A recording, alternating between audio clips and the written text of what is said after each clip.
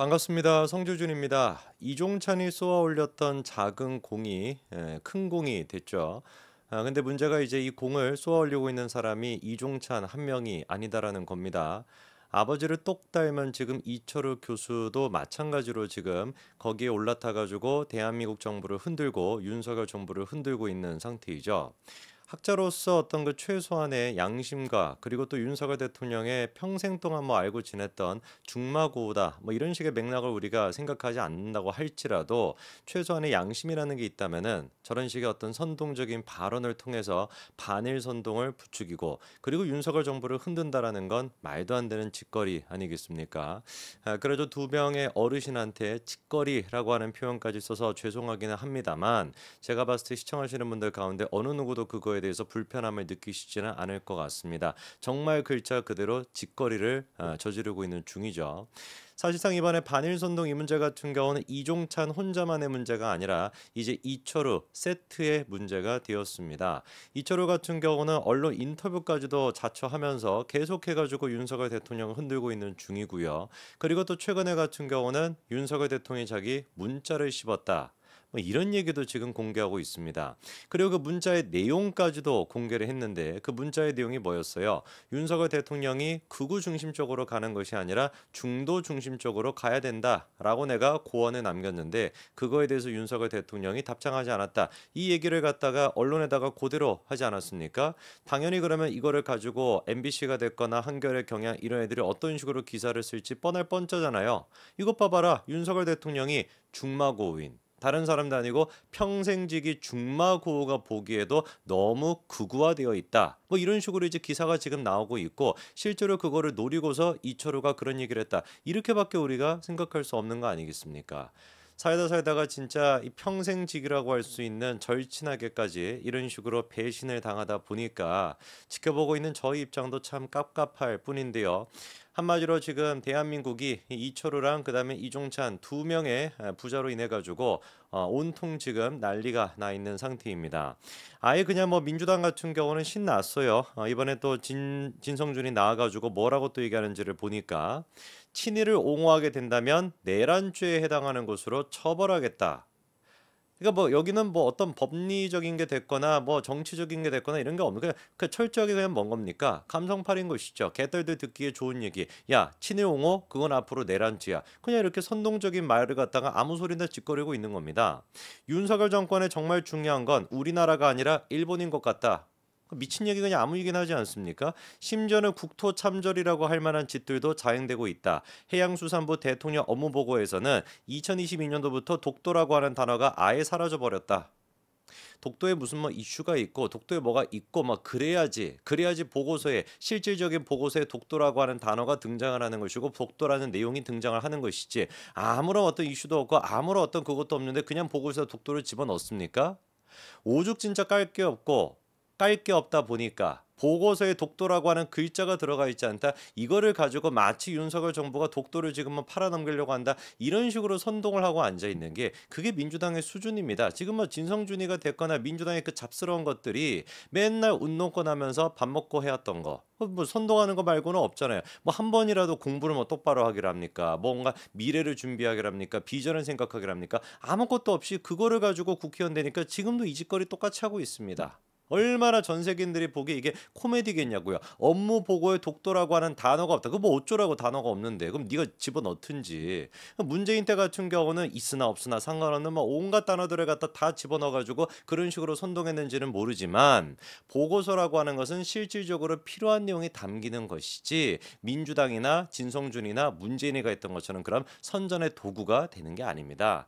MBC 같은 경우는 지금 미쳤습니다. 이번에 또 뭐 오마이뉴스 같은 데서는 아예 그냥 MBC의 클로징 멘트가 뭐 촌철살인이다 이렇게 하면서 기사까지 써가지고 띄워주고 있던데 그 클로징 멘트가 뭐였냐? MBC가 뭐 직접 만들었는지는 모르겠지만 뭐 이런 것도 있더라고 한번 보시죠. 사진 띄워주시면은 뉴스데스크 클로징이라고 해가지고 뭐라고 질문합니까? 일제강점기 우리의 국적이 일본이었다라고 한다면 독립운동은 뭐가 되는 것이며 위안부나 강제징용에 대해 무슨 말을 할 수가 있을까요? 바보 아닙니까?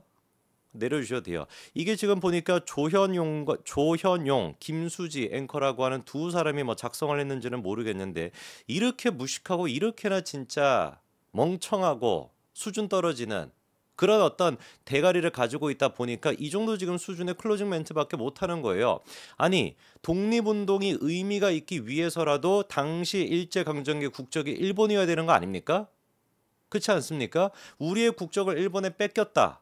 그게 전제가 되기 위해서는 국적이 일본이어야지 되는 거잖아요. 국적이 똑같이 그냥 조선이었다라고 한다면 뭔 놈의 그게 일제 강점기냐고요. 사실관계를 그냥 따져 봤었을 때 우리의 국적이 빼앗긴 거 아닙니까? 그거를 빼앗겼기 때문에 다시 되찾기 위해 가지고 독립운동을 하는 것인데 국적이 일본이었다라고 한다면 독립운동은 뭐가 돼? 그 뭐가 되긴 뭐가 되냐고. 이런 지금 말 같지도 않은 소리를 갖다가 조현용이나 김수지라고 하는 인간들이 MBC라고 하는 공영방송을 사용해 가지고 또다시 국민을 선동하는 것이고 마치 이제 그또 대가리 없는 이 개딸들이나 이런 애들이 보기에는 야 윤석열 정부 같은 경우는 일제강점기 국적이 일본이었대 우리의 국적을 포기한 건가 봐. 국적을 포기한 게 아니라 국적 이미 뺏겼는데 뭔 놈의 그거 뭔 얘기가 되겠냐고요.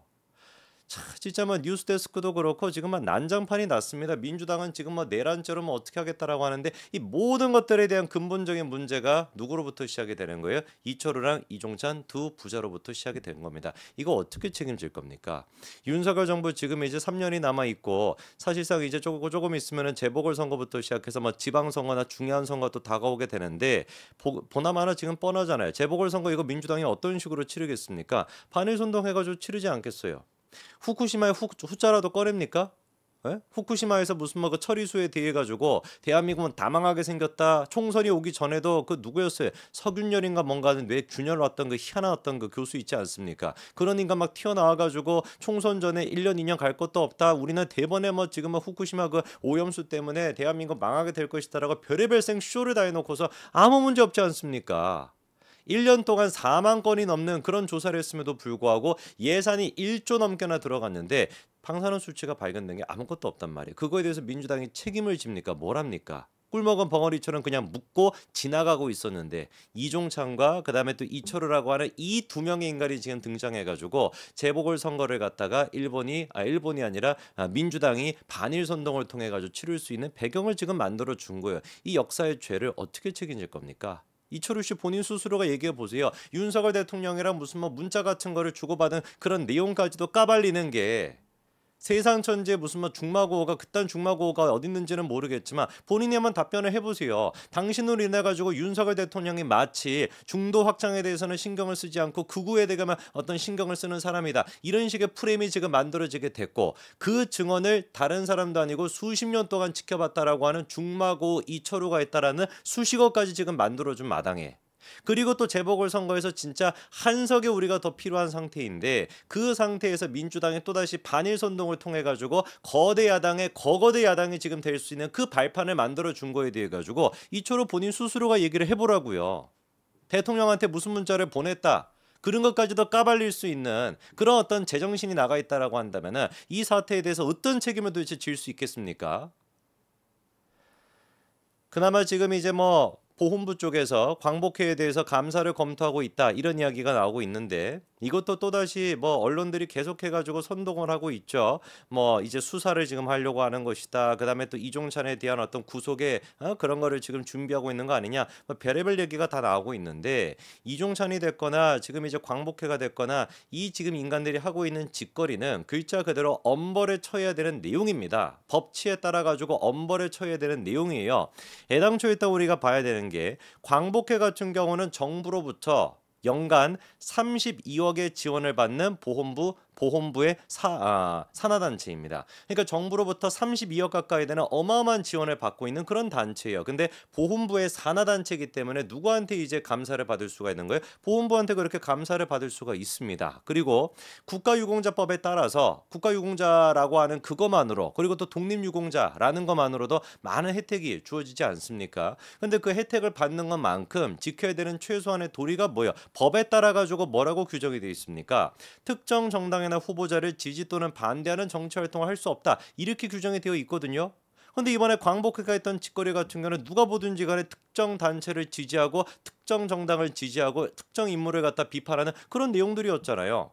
그거에 대해서 막 광복회 같은 경우는 정치적인 성격이 아니었다 뭐 이딴 식이나 지금 얘기는 하고 앉아 있는데 15일 광복절에 광복회가 보였던 그 모습이 뭐였습니까? 뉴라이트 논란이다. 이런 것들을 터뜨려 가지고 윤석열 대통령이 됐거나 그 주변에 있는 사람들이 뉴라이트다. 이래 가지고 광복절 경축식조차도 불참을 했던 게 그게 광복회인 것이고 그거 자체가 정치적인 행보 아닙니까?